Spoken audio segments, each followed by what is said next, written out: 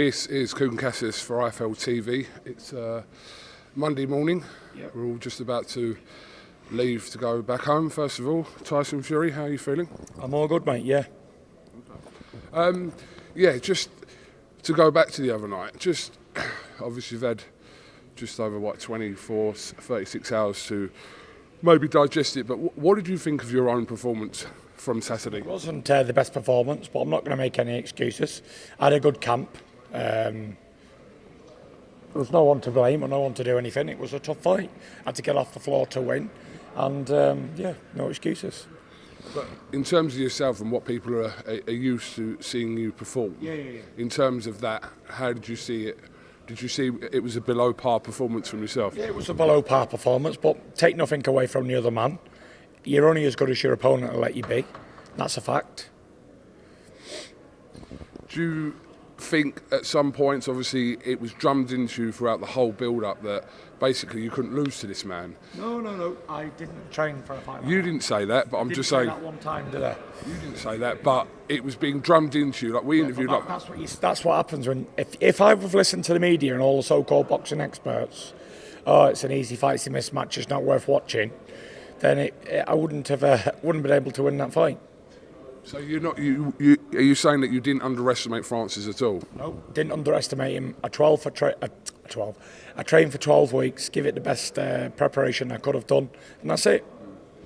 Would you say he was better than what you thought he was? We didn't know how good he was or how bad he was. There was no footage of him. Never seen the man fight before as a boxer, and that was it.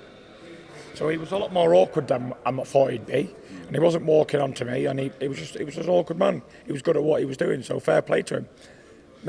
Don't take anything away from him. He gave me a better fight than all the boxers did in the last 10 years. I think that's been my toughest fight I've had for years. Let's go to that third round, because obviously the whole... Not so much my toughest fight for years, but maybe he won the 10-8 round and he maybe won one other round. But other than that, I was just boxing him and he couldn't really close the distance down on me. So at points it was tough, but not so much the other way. We have seen you over two different fights, or three different fights of you going down and then obviously getting back up, etc. But that seems to have kind of stunned the arena when you were dropped in that third round. A shot that seemed to be to the side, to the back of the head. Talk me through that. What you remember of that? I didn't remember anything. I just got a little bit greedy. I hit him with a 1-2 down the pipe, clean, and I jumped back in for another 1-2, and he got me on the way out. That was it. There's nothing. There's no who to blame. Blame me. There's no blame the trainer. Blame the manager. Blame the cut man. Blame me if you're going to blame anybody. You know, it was what it was. It's a fight game.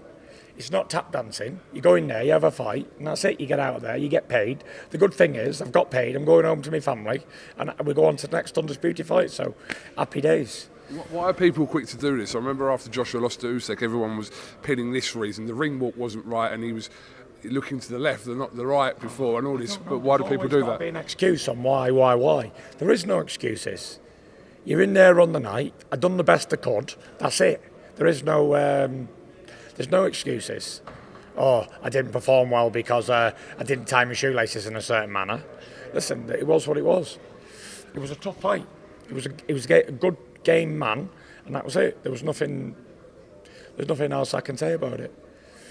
He was a good fella, and I done my best, and that was it. I won the fight, and out we go on to the next one. I've been paid, been laid, and we go home now. That's it. How do you describe his power? He was what he was. He was a strong puncher. And that was it. There was no describing powers or anything. It's a boxing fight. You don't feel it when you're in there. Do you see an argument for a case that some people think that he won the fight? Do you see that argument? No, I'm not a boxing judge, but I can clearly see he didn't win the fight by the punch stats. And if he would have won the fight, they'd have given it him, wouldn't they? It wasn't my own show, was it? We're both away fighters on whatever. Would he give people, if he was to pursue this career in boxing, Francis, in your opinion, would he give people problems and beat legitimate top heavyweights? I don't know. Listen, he gave me a problem, so you can only take for people who they are on the night. That's it. In regards to... Is that my coffee? Put some milk in it. Yeah. Tyson, in regards to December 23rd, what is the situation? I know it's very early on, obviously after the weekend, but I don't know as far as you know, or anything like that. They're going to sort it out. Whenever they sort it out, we'll have another fight. Until then, happy days. because it doesn't seem to make much sense for you to fight on December 23rd. What's that? I don't know, because the fight didn't go. It went the distance, for example. I don't know about your eye situation. No, you was cut, so I ain't caught. are you not? No. Look. Okay. Can you see any cuts? I got a little bit of a graze on my forehead there, but look, I'm not caught. Okay. There's a little bit of grazing, nothing. So, if it had to be the 23rd, which is what 7-8 weeks away, then that'd be the case. I know it's nothing been like concrete decided yet. They'll sort it out when they sort it out. Until that day, I'm not interested. I told you this before. Don't bother me about boxing after this fight. I'm going home. I'm going to have a break. I'm going to spend some time with my kids. I've been away for 12 weeks. I've had a newborn baby I've seen 3 times. He's 6 weeks old already. So, yeah. But there's nothing... all these boxing things and whatever else, I've done my job. I've been paid. Happy days. I'm on to the next one now. And I'll get paid for that one and on to the next one after that. Nothing more to be said. But as far as you're concerned, you're fighting Usyk next. Whenever that is, that's the case. End of story. I'm playing Usyk next. We're both signed a contract. Whenever that is, it is. And whenever it's not, it's not. And that's it. No biggie. How do you sum up your experience here in Saudi Arabia? I've said it a million times in a million different interviews. One of the best treatments we've ever had. All the way through, before and after the event. Even last night we went to the mall. We had a police escort. People waited for us the whole time. It was unbelievable. The Saudis have pushed the boat out for us. They've looked after us like egg in a cake. They couldn't have done any more. Big shout out to Turkey Al Sheikh and all of the team. A big shout out to MBS for making this event possible. It was great. It was great. We've all had a fantastic time here in Saudi Arabia. The experience of it all was fantastic. We met all them boxers and all the great footballers and everybody the night before the fight, which was fantastic, and it was a amazing experience. And next time it'll be that much better again, because this was the first time they put a show on, and I'm expecting it to be a little bit better next time as well. It seemed pretty surreal the whole week, like with the events going on, who was around all in the same room, and Ronaldo and Eminem and all. That's just 2 of the people that were there, but Ronaldo and Figo. Yeah, the 2 Ronaldos and Figo. But did it seem that... Kanye West. Kanye West. Yeah. There were so many people. Gregor. Yeah, it was like so many people there. It was unbelievable. But did that feel surreal to you? But it's not really to you, is it? You don't really look into that like that, do you? No, listen, I'm here to do a fight, and that's all I was here to do.